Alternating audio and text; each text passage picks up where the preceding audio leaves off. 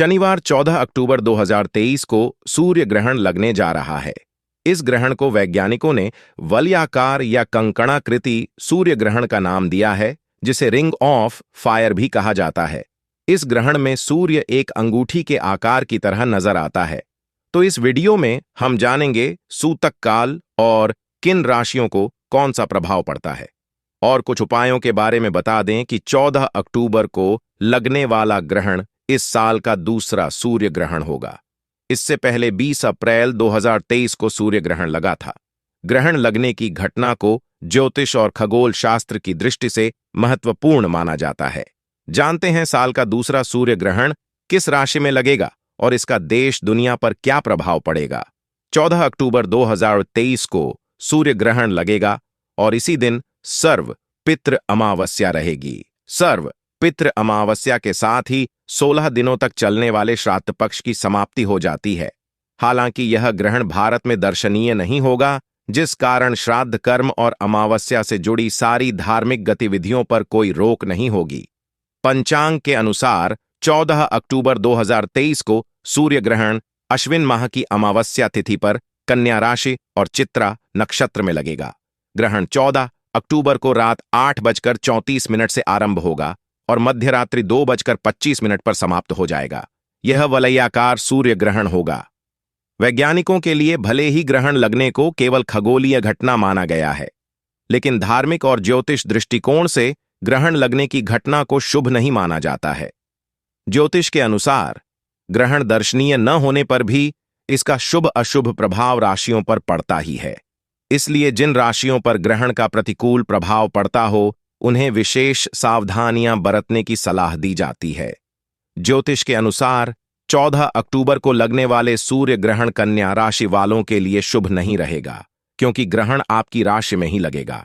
आपको आर्थिक समस्याओं का सामना करना पड़ सकता है और जीवन में कई उतार चढ़ाव भी आएंगे।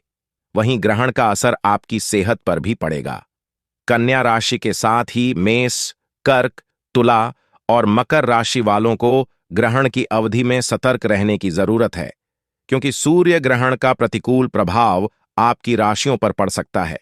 साल का दूसरा सूर्य ग्रहण भारत में नहीं देखा जा सकेगा, क्योंकि ग्रहण रात में लगेगा और इसलिए यह भारत में दिखाई नहीं देगा। इसलिए भारत में ग्रहण का सूतक काल भी मान्य नहीं होगा। हालांकि उत्तरी America, Canada, Mexico, Argentina, Cuba, Peru, Colombia और ब्राजील में सूर्य ग्रहण दिखाई देगा। सूर्य ग्रहण के दौरान खाना न बनाएं या न खाएं। सूर्य ग्रहण समाप्त होने के बाद स्नान करें और फिर भोजन पकाएं। सूर्य ग्रहण के दौरान बाहर न जाएं। क्या ऐसे नियमों का पालन करना चाहिए? सूर्य ग्रहण के दौरान आपको क्या करना चाहिए? यहां हम आपको बताएंगे इस महत्वपूर्ण खगोलीय घटना के विषय में सभी जानकारियां। आपने अपने जीवन के दौरान कभी न कभी ऐसी चेतावनी जरूर सुनी होगी। अब यह संभव है कि आप भी उन लोगों में से एक हों जो इसी बातों का सख्ती से पालन करते हैं, या फिर उन लोगों में से एक हों जो इन विचारों को उतना महत्व नहीं देते। लेकिन इन विचारों के पीछे का सच क्या है? क्या वे मिथक हैं या वे विज्ञान के तथ्यों पर आधारित हैं? आइए जानते हैं। यहां सूर्य ग्रहण के बारे में कुछ परामर्श दिए गए हैं जो आप निश्चित तौर पर जानते होंगे। सूर्य ग्रहण से पहले और बाद में स्नान करें। ग्रहण से कम 2 घंटे पहले भोजन करें। सूर्य ग्रहण समाप्त होने के बाद ताजा भोजन खाएं। चेर ग्रहण के दौरान सीधे सूर्य को देखने से बचना चाहिए। 5 ग्रहण के दौरान बाहर जाने से बचें। 6 सूर्य ग्रहण के दौरान ध्यान करें। ग्रहण से पहले और बाद में स्नान करें आंशिक रूप से सच है। गर्भवती महिलाओं को सूर्य ग्रहण के बाद ठंडे पानी से स्नान करने की सलाह दी जाती है। ऐसा उन्हें सूक्ष्म जीवों के किसी भी हानिकारक प्रभाव से बचाने के लिए मददगार होता है। ठंडा पानी वेगस तंत्रिका, मस्तिष्क को पेट से जोड़ने को उत्तेजित करने में मदद करता है, जो बाकी और पाचन तंत्र या पैरासिम्पैथेटिक तंत्रिका तंत्र के लिए जिम्मेदार है। इस प्रकार यह पाचन में मदद करता है।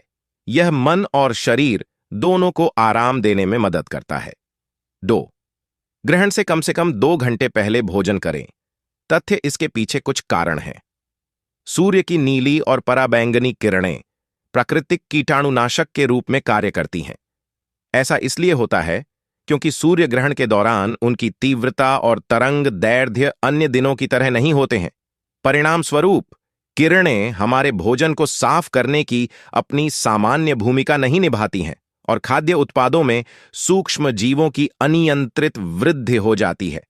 ऐसा देखते हुए कि यह प्राकृतिक सुरक्षात्मक तंत्र अनुपस्थित है, यह सलाह दी जाती है कि हमें सूर्य ग्रहण से कम 2 घंटे पहले खाना बंद कर देना चाहिए। ये भोजन सूर्य ग्रहण से पहले खाए जा सकते हैं। बेहतर होगा कि आप हल्का और सुपाच्य शाकाहारी भोजन खाएं। खाने में हल्दी का उपयोग करें क्योंकि इसमें जीवाणुरोधी गुण होते हैं। इसी तरह आपको सूक्ष्म जीवों के अनियंत्रित विकास के कारण ग्रहण के दौरान पानी पीने से भी बचना चाहिए। सूर्य के प्रकाश की अनुपस्थिति में पृथ्वी पर उपस्थित सभी जीवन और ऊर्जा के स्रोत सहित हमारे शरीर का ऊर्जा स्तर भी कम हो जाता है। यह पाचन प्रक्रिया को भी धीमा कर देता है, जो एक और कारण है कि आपको इस समय खाने से बचना चाहिए। अपवाद: यदि आप गर्भवती हैं, वृद्ध हैं, अस्वस्थ हैं या किसी और विशेष परिस्थिति में जहां लगातार जल की आवश्यकता होती है, तो आप उबला हुआ पानी ठंडा करने के बाद पी सकते हैं। अपनी सुरक्षा के लिए आप एंटीवायरल गुणों से युक्त तुलसी अर्क, एक हर्बल दवा जो आमतौर पर खांसी और जुकाम के लिए इस्तेमाल की जाती है, को पानी में मिलाकर पी सकते हैं। आप उस समय ऊर्जा के लिए किशमिश जैसे सूखे मेवों का भी सेवन कर सकते हैं। 3. सूर्य ग्रहण समाप्त होने के बाद तैयार किया हुआ ताजा भोजन ही खाएं। तथ्य ऐसा संभव है कि ग्रहण के दौरान सूर्य के विकिरण के हानिकारक प्रभावों को बचे हुए भोजन द्वारा अवशोषित किया जाएगा। इसलिए ग्रहण होने से पहले पुराने बचे हुए भोजन को संग्रहित नहीं करना बेहतर है। ग्रहण समाप्त होने के बाद ताजा भोजन तैयार करना उचित होगा। 4. ग्रहण के दौरान सीधे सूर्य को देखने से बचना चाहिए। तथ्य: सूर्य को सीधे देखने की सलाह कभी नहीं दी जाती है। हालांकि ग्रहण के दौरान इसे करने से आंखों की स्थायी क्षति हो सकती है। यह इस समय सूर्य की किरणों की तीव्रता के कारण होता है, जो आंखों में कोशिकाओं को नुकसान पहुंचा सकता है, जिससे रेटिना में जलन हो सकती है। आप इस घटना को ग्रहण प्रमाणित चश्मे से देख सकते हैं, जो नियमित धूप के चश्मे से 1000 गुना गहरे हैं। आप नग्न आंखों के माध्यम से सीधे सूर्य को देखने के विपरीत अनुमानित या प्रतिबिंबित छवियों को भी देख सकते हैं। आपको दूरबीन और दूरबीन जैसे दृश्य आवर्धक से पूरी तरह बचना चाहिए। ग्रहण के दौरान बाहर जाने से बचें। तथ्य: इसका कोई वैज्ञानिक आधार नहीं है, न ही आयुर्वेद में इस तरह का कोई प्रतिबंध है। हालांकि गर्भवती महिलाओं के लिए घर के अंदर रहना और जप करना और अजन्मे बच्चे के अच्छे स्वास्थ्य के लिए ध्यान करना बेहतर है। ध्यान और जप के सकारात्मक स्पंदनों से बच्चे के मानसिक स्वास्थ्य पर लाभकारी प्रभाव पड़ता है। सूर्य ग्रहण के दौरान ध्यान करना उत्तम माना जाता है। तथ्य: सुबह के समय प्रतिदिन ध्यान करना एक अच्छी आदत है। सूर्य ग्रहण के दौरान विशेष रूप से ध्यान करने की सलाह दी जाती है। इसका कारण यह है कि मन का संबंध चंद्रमा के साथ है और शरीर का पृथ्वी के साथ है। चूंकि सूर्य मन और शरीर दोनों से जुड़ा हुआ है, इसलिए जब सूर्य, चंद्रमा और पृथ्वी तीनों आकाशीय पिंड एक ही रेखा में होते हैं, तो मन और शरीर भी एक साथ होते हैं। इसलिए सूर्य ग्रहण ध्यान करने का एक उत्तम समय मन जाता है। इसके अलावा सूर्य ग्रहण के दौरान खाने की सलाह नहीं दी जाती है, तो ऐसे में खाली पेट ध्यान के लिए अनुकूल होता है। ध्यान आपके ऊर्जा स्तर को बढ़ाता है।